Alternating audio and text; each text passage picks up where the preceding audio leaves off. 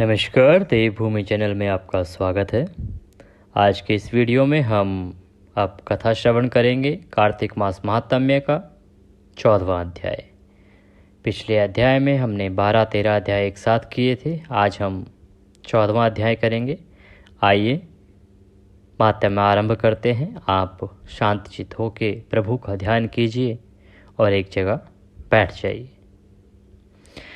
प्रथु राजा बोले, हे नारद, सब बोलने वालों में बड़े हो, सब वेदों के अर्थ जानते हो, संदेह दूर करने वाले, तुमसे पूछने की इच्छा है। पुत्र बढ़ाने वाला, पुण्य यश दाता, सब लोगों का हित करने वाला व्रत कहो। क्या कोई ऐसा व्रत है? नारद जी बोले, हे राजन, परम गुप्त व्रतों में उत्तम धन पुत्र वर्धन ऐसा व्रत हम तुमसे कहते हैं। महाविद्या, महामाया, महामेघा, महास्मृति, महामोहा, महादेवी, महाईश्वरी, सर्व ईश्वरों की ईश्वरी, ऐसी अहोई नाम देवी का व्रत महापुण्यकारी व सब लोगों का हितकारी है। प्रथु राजा बोले, हे नारद, अहोई नाम देवी कैसे पैदा हुई? उसका व्रत किस तिथि में करना चाहिए? कैसी विधि है? नारद जी बोले, पूर्व कलयुग में अकाल मृत्यु होने से मनुष्य पशु पक्षी क्षय को प्राप्त हुए, बहुत देश नाश को प्राप्त हुए। हे राजन, बीज मात्र प्राणी जब हुए तब सब लोग एक जगह होकर वेद के जानने वाले ब्राह्मणों से पूछने लगे, ब्राह्मणों, हमें क्या करना चाहिए? वेद के जानने वाले ब्राह्मण बार बार विचार शास्त्रों को देख अकाल मृत्यु के शांत करने के लिए अहोई नाम देवी का कार्तिक मास कृष्ण पक्ष सप्तमी को पूजन करने लगे। हे महाराज, व्रत नियम में युक्त दिन बिताते रहे। सायंकाल में सब लोग व्याकुल हुए। तब वहाँ धीवर बोले कि कोई स्त्री आई, सो ब्राह्मणों को देख बोलने लगी, किस काम के वास्ते व्रत कर रहे हो? सबने अकाल मृत्यु के नाश के अर्थ कहे। कहा, इस प्रकार कही गई वह स्त्री उसी जगह बैठ गई। तब सब लोग और वह स्त्री भी महादेवी अहोई नाम का पूजन करने लगी। इस बीच में चामुंडा मुंह हाथ में लिए कराल काली देवी देखने में आई। काली का नाम अहोई एक दिन में प्रसन्न हुई, इससे अहोई नाम कहने लगे। वह देवी बैठे हुए ब्राह्मणों से बोली, हम गणों तथा काल सहित रुद्र जी से बिहारने को आई हैं।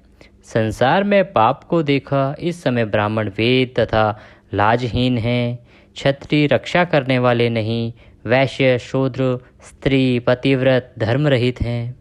ऐसी पाप की घोर भय करने वाली धर्म यज्ञ होम जप रहित गति देखकर संसार की रक्षा के अर्थगण समेत आई।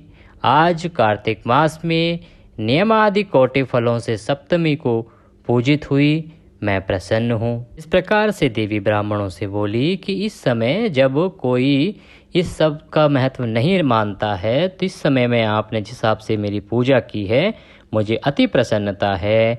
आप लोग वरदान मांगो, देर ना करो। तब हे राजन, सब लोग बोलने लगे, हे देवी, दुर्भिक्ष नहीं हो, कहीं रोग नहीं हो, अकाल में मृत्यु व्याधि अपुत्रता नहीं हो। नारद जी बोले, इस पर देवी बोली, तुम लोग सुनो, कार्तिक मास में कृष्ण पक्ष की सप्तमी तथा अष्टमी को आज से नक्षत्रों के उदय में अथवा चंद्र के उदय में व्रत करना। सप्तमी चंद्र के उदय में, अष्टमी को नक्षत्र के उदय में स्त्री पुरुषों को अवश्य व्रत करना चाहिए। बाल वृद्ध रोगी बिना दिन को नहीं भोजन करना। सायंकाल के समय में अहोई नाम से मेरा पूजन करना, और मनुष्य मेरी मूर्ति बनावे, मिट्टी गोबर से घर को लीपना घर की पूजा है। उस जगह में दिवाली अथवा स्तंभ अथवा मंडप में मेरा पूजन करें। श्याम पीत सफ़ेद काला 4 रंगों से चंद्रमा के समान गोले ऐसे बाहर पूरी खीर पुष्प धूप से पूजन करें। मूल कंद गन्ना से पूजन करें। ऐसा करने से सब जगह में सुख को प्राप्त होंगे। इस प्रकार देवी ने अपना पूजन का विधान बताया और कहा कि सप्तमी को अगर चंद्र उदय के अनुसार मेरा व्रत करें और अगर अष्टमी को कर रहे हैं तो नक्षत्र के उदय के अनुसार मेरा व्रत करें और इस प्रकार से भोग लगाएं। पूरी विधि माता ने बताई। मूल कंद गन्ना से पूजन करें, ऐसा करने से सब जगह पर सुख की प्राप्ति होगी। अकाल मृत्यु व्याधि दुर्भिक्ष कहीं नहीं होगा। इस पूजा से गण समेत हम तृप्त हैं। हे राजन, तब सब लोग व्रत को धारण करने लगे। इसके ऊपर धीवर की स्त्री बोली, हे महादेवी, नीच योनि वाले हम लोगों की रक्षा करो। इसके ऊपर अहोई नाम देवी बोली, तुम मेरी भक्तिन हो। पूर्व कहे विधान से पूजन करना। मनुष्य लोग पूजा के अंत से तेरी संतति का पूजन करें, उनकी पूजा सफल होगी, नहीं तो निसफल होगी। इसके बाद कुमारियों की तथा मालिन की पूजा करना योग्य है। नारद जी बोले, हे राजन, ऐसा बोल के उसी जगह पर वह देवी अंतर्ध्यान हो गई। तब सब लोग व्रत धारण करने लग गए।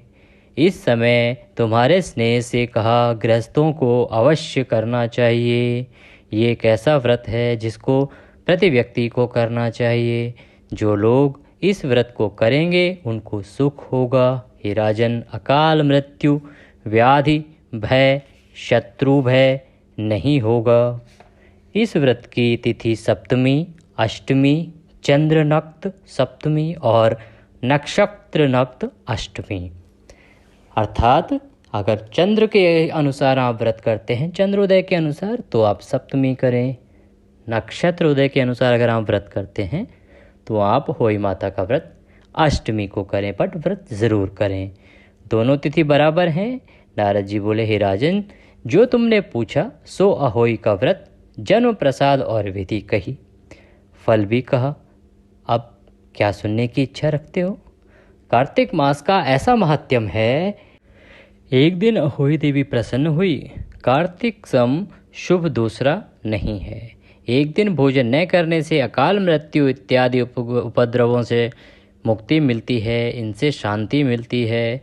अहोई के समान कार्तिक का महात्म्य जानना। कार्तिक के समान कोई मास नहीं हुआ, न होगा।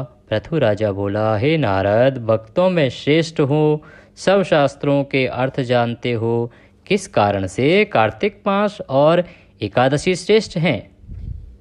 नारद जी बोले, इसी तरह सत्यभामा से पूछे गए श्री कृष्णचंद्र भगवान ने जैसे सत्यभामा से कहा सो सब हम तुमसे कहेंगे। सत्यभामा बोली, काल रूप आपके सब महीना काल के अंग हैं। कार्तिक महीना कैसे बड़ा हुआ? तिथि एकादशी बड़ी क्यों है? सो कहो। भगवान श्री कृष्ण बोले, सत्यभामे, तुमने अच्छा प्रश्न पूछा है। एकाग्रचित्त से सुनो। पूर्व ही समुद्र का लड़का शंख नाम असुर था। हम सुन रहे थे कि जो अहोई माता का व्रत है उसके बारे में जब पूछा गया तो नारद जी ने उसका वर्णन किया। अब कार्तिक मास के बारे में और कार्तिक एकादशी जो है वो श्रेष्ठ कैसे है, इसका वर्णन अभी आगे भगवान कृष्ण और माता सत्यभामा के वृतांत से आगे सुनाया जा रहा है। तो श्री कृष्ण जी बोले, सत्यभामा, तुमने अच्छा प्रश्न पूछा है, एकाग्रचित होकर सुनो। पूर्व ही समुद्र का लड़का शंख नाम असुर था। 3 लोक के मंथन करने में समर्थ था। महाबली इंद्रादि देवताओं को लोक से निकालकर उसने स्थान ले लिया था। अर्थात उसने जो इंद्रलोक है उस पर अपना राज्य आधिपत्य जमा लिया था और देवताओं को वहां से भगा दिया था। उसके भय से सब देवता सुवर्ण पर्वत की कंदरा में चले गए। बाल बच्चे सहित बहुत वर्ष इंद्र समेत वे देवता दैत्य के वश में न हुए। तब दैत्य विचारने लगा, देवताओं के स्थान मैंने लिए परंतु देवता नहीं जीते गए, बली हैं, क्या करना चाहिए? आज मैंने जाना देवता वेद मंत्र के बल से बली हैं, इससे वेदों को हर लेना चाहिए, तब बलहीन हो जाएंगे। ऐसा मान के दैत्य विष्णु जी को सोते जानकर सत्यलोक से वेद लाया।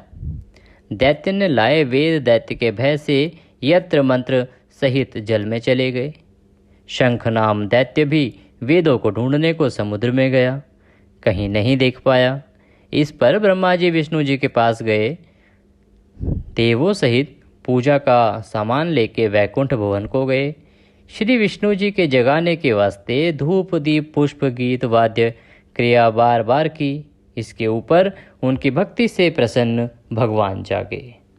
देवताओं से 1000 सूर्य का तेज देखा गया। तब देवताओं ने 16 प्रकार की सामग्री से पूजा करके दंडवत प्रणाम किया। 16 प्रकार की सामग्री के नाम अभी हम आपको बताते हैं। 1 आवाहन, दूसरा आसन, तीसरा पाद्य, अर्घ, आचमन, स्नान, वस्त्र, जनेऊ, चंदन, पुष्प, धूप, दीप, नैवेद्य, तांबूल, प्रदक्षिणा और नमस्कार। इस प्रकार से पूजा की गई। विष्णु जी बोले, देखो हम तुम्हारे गीत वाद्य मंगल से संतुष्ट हैं। तुम सबको मनवांछित फल देंगे। शंख के हरे वेद जल में हैं, वेदों को हम आपको ला देंगे। सागर नंदन शंख नाम असुर को मार देंगे। आज से वेद हमेशा बीज मंत्र यज्ञ सहित कार्तिक मास में जल में रहेंगे। तुम लोग भी मुनि सहित हमारे साथ आओ। आज से हम भी कार्तिक मास में जल में रहेंगे। जो लोग कार्तिक मास का जल में स्नान करेंगे उनको यज्ञ के अंत में स्नान के समान फल होगा। जो मनुष्य सदा कार्तिक व्रत करेंगे वे हमारे लोक को प्राप्त करने योग्य हैं। उनकी विघ्नों से रक्षा करना हे वरुण। तुम पुत्र नाती देना हे कुबेर। तुम धन देना। मेरे रूप को धारण किए जीवन मुक्त है। जन्म भर जिन लोगों ने इस व्रत को किया वे तुमसे माननीय हैं। एकादशी को तुम लोगों ने हमको जगाया है, इससे एकादशी माननीय है। क्योंकि इस दिन भगवान विष्णु जब उन वेदों को लेकर राक्षस चला गया था पानी में, तो ब्रह्मा जी सहित सभी देवताओं ने जो पूजा की थी और भगवान विष्णु को निद्रा से उठाया था, उस दिन एकादशी थी। इसीलिए इस देव उठनी एकादशी को भगवान विष्णु ने विशेष बताया है। हमको अत्यंत प्रीति देने वाली है ये एकादशी, ऐसा भगवान विष्णु कहते हैं। भगवान देवताओं से कहते हैं 2 व्रत हमको बहुत प्रीतिदायक हैं, अर्थात बहुत आनंददायक हैं, बहुत प्रिय हैं। कार्तिक मास और एकादशी जैसे हमारे लोक के प्राप्त करने वाले हैं, वैसे दान तीर्थ तप यज्ञ कोई नहीं है। नारद जी बोले, भगवान ऐसा कहकर मत्स्य रूप धरकर आकाश से विंध्याचल रहने वाले कश्यप जी की अंजलि में प्राप्त हुए। कश्यप जी ने कमंडल में डाल दिया, फिर सरोवर में, ऐसे धीरे धीरे धीरे समुद्र में डाल दिया। वहाँ भी मत्स्यावतार भगवान बढ़ते चले गए।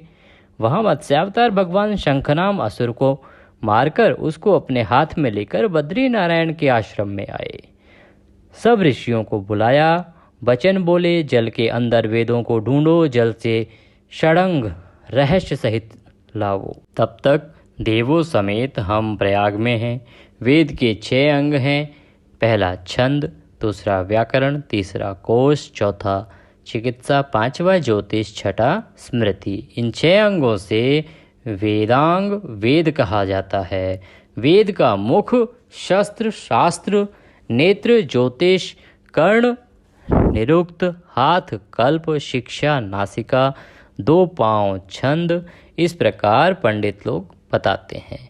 नारद जी बोले, इस पर तपोबल युक्त ब्राह्मणों द्वारा युक्त 6 अंग सहित वेद लाए गए। हे राजन, जिन जिन वेदों में जिस ब्राह्मण को जो मिला उस भाग का वह तब से ऋषि हुआ। इसके ऊपर सब ब्राह्मण मिल के प्रयाग को ब्रह्मा युक्त विष्णु जी से मिले, वेद उनको दिए। ब्रह्मा जी पृथ्वी में प्रणाम करके बोले, देव बोले, हे देव, हे प्रभु, हे जगन्नाथ, हमारा कहना सुनो। हे प्रभु, हमारा आनंद का काल है, इससे आप वरदान दो। इस स्थान में ऋषि लोगों ने नष्ट वेद फिर पाए हैं। हम लोगों को हे लक्ष्मीपते, आपकी कृपा से यज्ञ में भाग प्राप्त हुए। इस कारण से पृथ्वी मंडल में यह स्थान श्रेष्ठ है। पुण्यवर्धक, मुक्तिदाता आपके प्रसाद से हो। यह सब महापुण्य, ब्रह्म हत्या को शुद्ध करने वाला, अक्षय फलदाता ऐसा व्रत हो। ऐसा वरदान दीजिए। विष्णु बोले, हे देवो, मेरा भी ऐसा ही मत है जो तुम लोगों ने कहा। यह स्थान महापुनीत ब्रह्म क्षेत्र के नाम से प्रसिद्ध होगा। सूर्य वंश में उत्पन्न भागीरथ नाम राजा इस जगह से गंगा को लाएंगे। काल से गंगा का यमुना में संगम होगा। तुम लोग हमारे सहित वसो। यह तीर्थ तीर्थराज होगा। दान तप व्रत होम जप पूजा अनंत फल देने वाले होंगे। मेरे निकट प्राप्ति कर सकेंगे। ब्रह्म हत्या आदि अनेक जन्म के पाप इस तीर्थ के देखने से जाएंगे।